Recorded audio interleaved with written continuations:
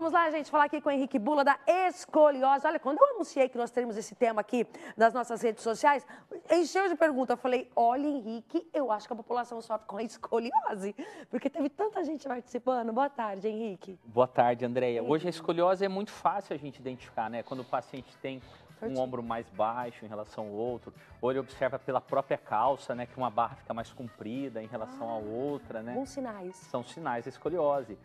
Às vezes a gente olha o paciente de costas, você observa um sulco, uma dobrinha de um lado maior do que o outro. O paciente fala, mas não é uma gordurinha isso? Aí você fala, não, só de um lado, né? Isso é sinal de escoliose, é uma inclinação lateral do eixo da coluna. Vamos mostrar, então, para quem está em casa, já deve, obviamente, ter visto.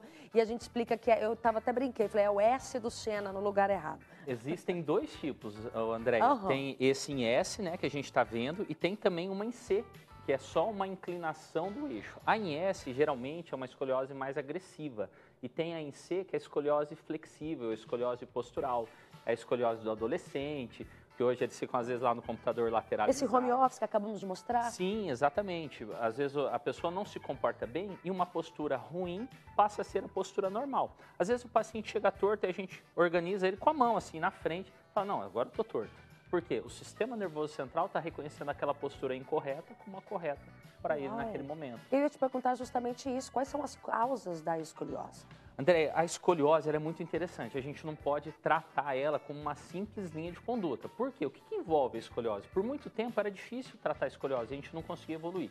A gente tem que examinar o pé, a visão, a audição, a mordida e se o paciente tem cicatrizes patológicas. O que é uma cicatriz patológica? É quando você tem uma marca cirúrgica, por exemplo, uma cesárea, uma vesícula, que antigamente tinha um corte maior, e essa cicatriz está torcendo o paciente. Então, às vezes, você olha para o paciente, você vê ele torcido, às vezes até parece que ele tem uma perna menor em relação a outra, mas não é uma perna verdadeira, é uma rotação provocada pela aderência cicatricial. Muito bem, como eu já bem dito, a gente anunciou o tema no nosso WhatsApp, para quem está sempre nos acompanhando, que o Henrique estaria aqui hoje com a escoliose, e já chegaram muitas perguntas para a gente, mas você aí de casa ao vivo pode, aliás, deve participar. Vamos à primeira, que está com a gente, pergunta 1, no 3027-9622, é a Luciana Carenhas. Beijo, Lu! Quando a pessoa tem escoliose desde criança e não foi tratado ainda, tem como tratar na fase adulta, Henrique? Tem sim, e é importante tratar porque senão o quadro ele evolui. Existe uma terminologia da escoliose que a gente chama de escoliose de novo. Ela começa a evoluir novamente na fase adulta. Quando que acontece isso, Andréia? Chega uma fase da vida, especialmente da mulher, que ocorre uma variação na composição corporal. Ela começa a trocar músculo por gordura. Isso é hormonal, a mulher tem menos testosterona do que o homem. E aquela musculatura que era suficiente, ela passa a já não ser mais tão eficiente. E a escoliose começa a avançar. Então, existem dois tipos de escoliose. A escoliose estrutural, que é uma gibosidade, é uma alteração de osso mesmo, é deformidade. A gente consegue melhorar, mas você não vai melhorar 100%. No entanto, você vai evitar o aparecimento dos sintomas, tanto localizados quanto referidos, que a escoliose também provoca. E tem essa escoliose postural, que ela é flexível e ela é mais fácil de tratar.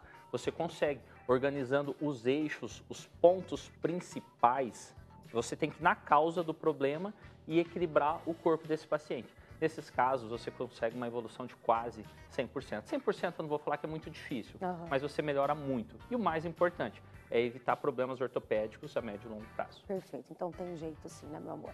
Vamos a mais uma participação sobre a escoliose ao vivo aqui com a gente no nosso WhatsApp. É a Thaís Heinrich. Beijo, Thaís. Quando um lado da coluna lombar fica levantada, como se fosse uma bola, a causa é escoliose? Achei essa pergunta... É maravilhosa essa pergunta. Isso aí, André, a gente chama de gibosidade. O que é uma gibosidade? É uma escoliose estrutural. É quando já envolve deformidade das costelas. Então, por exemplo, você vê um lado muito mais alto do que o outro. Tem uma forma bem simples de ver. Você pede para o paciente levar a mão em direção aos pés, chama teste de Adams. E você vê que um lado levanta. Tá maior. Tá maior. Isso é gibosidade. Isso é uma escoliose estrutural, já é mais difícil o tratamento. No entanto, é importante tratar para que não ocorra uma progressão, um avanço. E aí existem pontos importantes. Por exemplo, a gente falou do adulto, mas, por exemplo, uma criança que está em fase de crescimento. Se você detecta a escoliose de uma forma precoce, além de você conseguir tratar, se eventualmente você não tratar e tem a gibosidade, existe uma tendência a uma piora muito grande do quadro, eventualmente necessitando de colete quando passa de 19 graus. A literatura fala de 19, outras falam de 25 graus, precisa usar o colete porque é deformante.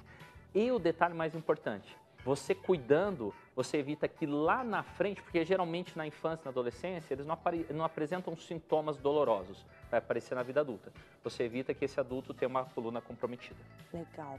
Vamos continuar com as dúvidas sobre escoliose, é o tema aqui com o Henrique Bula, nosso fisioterapeuta hoje convidado, o Júnior Venceslau. Beijo, Ju. Eu fui diagnosticado com o início de escoliose, porém no inverno tenho muito torcicolo. Tem relação com a escoliose? Faço musculação para não avançar. Sim, tem relação, porque às vezes a escoliose ela pega essa região superior, cérvico-torácica. Às vezes o Júnior trabalha sentado, ele somatiza muito, tensiona muito aqui nessa região, que a gente já é uma área que a gente relaciona muito com as emoções.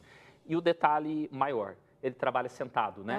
Então, faz musculação, mas trabalha sentado. Trabalha sentado, você acaba às vezes anteriorizando um pouco a cervical e com o frio a gente acaba tensionando mais, às vezes passa um pouco de frio.